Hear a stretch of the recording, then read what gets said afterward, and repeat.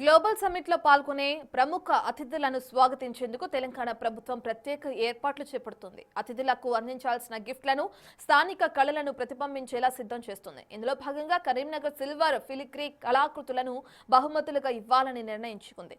గౌతమ బుద్ధుని ప్రత్యేక ఫిలిగ్రీ ప్రతిమలను రూపొందించడానికి కళాకారులు గత వారం రోజులుగా నిరంతరం పనిచేశారు.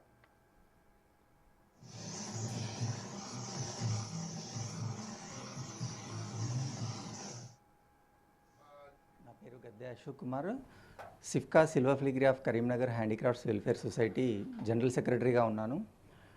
ఈ గ్లోబల్ సమ్మిట్కి సంబంధించిన ఈ 60 బుద్ధ ఆర్టికల్స్ అనేది మనకి స్టేట్ గవర్నమెంట్ వాళ్ళు ఇవ్వడం జరిగింది. ఈ బుద్ధ అనేది ఏంటంటే జ్ఞానానికి ప్రశాంతతకు ప్రతీక అని దానికి సంబంధించిన డిజైన్ మేము తయారు చేయడం జరిగింది. దాన్ని మనకి ఇప్పుడు గ్లోబల్ సమ్మిట్లో స్టేట్ గవర్నమెంట్ వాళ్ళు ఇస్తూ ఉన్నారు. ఈ 60కి సంబంధించిన ఈ ఆర్టికల్స్ అన్నీ కూడా మేము ఒక 10 రోజుల వ్యవధిలో ఒక 100 మంది కళాకారులు కూర్చొని డే అండ్ నైట్ కూడా వర్క్ చేయడం జరిగింది. అయినప్పటికీ కూడా మేము చాలా సంతోషంగా ఉన్నాము.